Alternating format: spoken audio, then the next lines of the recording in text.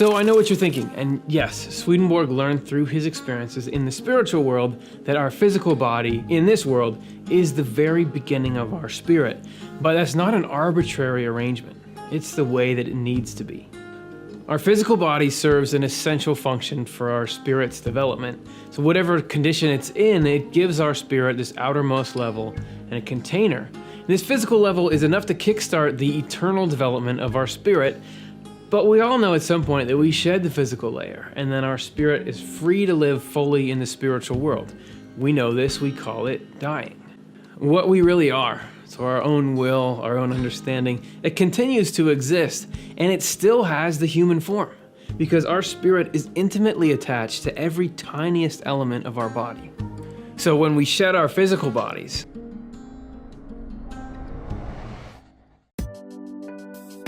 our spirit is actually in a form similar to the one that we had before. So the physical body is suited to the physical world, which is made up of physical substance. But the spiritual body is suited to the spiritual world and made of, yep, you guessed it, spiritual substance. Now, raise your hand if you know what spiritual substance is. No takers? A fascinating thing that Swedenborg learned is that spiritual substance is love and wisdom. So everything in the spiritual world is an expression of the love and the wisdom of the angels and spirits. So if I hadn't had a physical body, I would just be as transient as, say, the love I used to have for bananas as a kid. Ugh, I don't love them anymore. But that's not the case for you and me, because instead, by virtue of starting in a physical body, we have permanence. But now, in this episode, we've died and we're done, right? Nope, because while we've moved up a level to the world of spirits, which is the entrance level to the spiritual world, we're still in the same position in a lot of ways. There are still spiritual things that we can't see. For example, heaven. They spoke of heaven and the magnificence there and remarked that the angels there are in the most beautiful human form, but still invisible to spirits. Some recently arrived spirits, not particularly evil, wondered at this. They fell into a state of quiescence as regards their body, for thus they can be transferred into heaven amongst the angels, because then the interiors are open so that they can be in the angelic state. They were thus quiescent for half an hour. After that, they relapsed into their corporeals wherein they were before, and into the recollection of what they had then seen. They said that they had been among the angels, or in heaven, and that they there beheld stupendous things. It's actually like an out-of-body experience in the spiritual world. Heaven isn't just one homogeneous zone.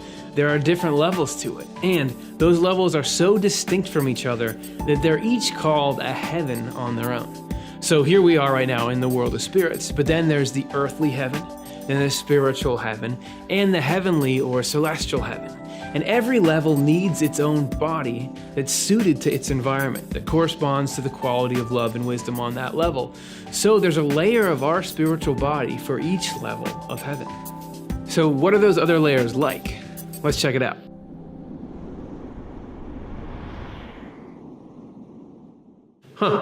Not really a lot going on up here. Oof, I'm actually starting to feel a little bit woozy. Get ready, breathe. Okay, I'm done. I want out of here.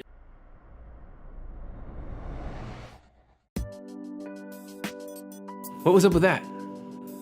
Oh, right. My body didn't change. I'm still in the one right now that's suited to the world of spirits. Yeah, your spiritual body comes under distress if it goes to a level of the spiritual world that it doesn't correspond to. Oh, hey, Chelsea. So then, how would you move up levels? It's the spiritual substance thing. The love and wisdom is pure at each subsequent level. You have to purge lower, denser body elements, which is the same thing as purging lower outer states of mind. What is evil and false actually gravitates downward, spiritually speaking, and the outcome of this purging is spiritual lightness, so then you can be raised into heaven. Whoa, she must be in a really deep meditation right now to show up here in the world of spirits like that. But that's so cool. There's this processing that has to happen first. But once you're ready for the next level, what's the actual transition like? Well, it's kind of like dying again. Without shedding outward elements, no one is able to be admitted into what is very inward.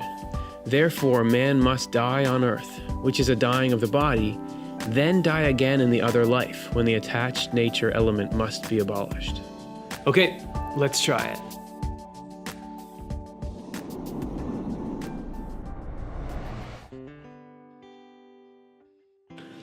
That feels better. What's the quality of love and wisdom at this level of heaven? It's a love of knowing what's true and what's good and living by it, but mostly in a matter-of-fact, obedient kind of way. So how do I go to the next level? Well, in the same way that I got here. Then again, the nature element must be abolished in order that the person may be admitted into the innermost heaven, thus into heavenly glory. In regard to forms, there is one within the other, and a more inward one cannot be entered upon except by a dissolution, or death, so to speak, of the outward one. So there is an ascending from one level to another. All right, you ready for the spiritual heaven?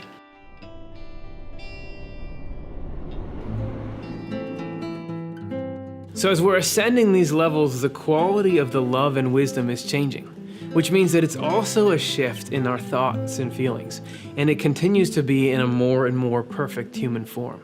Here in the spiritual heaven, it's no longer just a simple obedience to what you know is good and true. There is a love for understanding truth and understanding what goodness really means.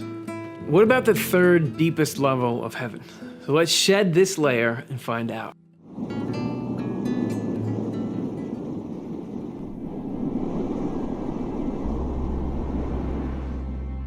Wow. So here, the thoughts and feelings are distinctly different than the other levels. Here, there's a genuine love of wisdom. And that just means a love of living according to the truths and the goodness that we know and understand. This is actually the purest level of spiritual substance. And the angels that live at this level are so fully open to the Lord's love and wisdom that they have a full perception of God's presence in them, giving them life as they live. And the joy and peace that they experience as a result of this, Swedenborg said, was totally beyond his ability to put into words. So it sounds pretty good, right? But it's not just something for the angels. All these levels are available to us. Their potential is written into the fabric of our souls from conception. And as we show up in our spiritual lives, we can trust that the Lord is carefully leading us in the processes we need to go through to be able to open our spirit at these higher levels, even while we're in this world.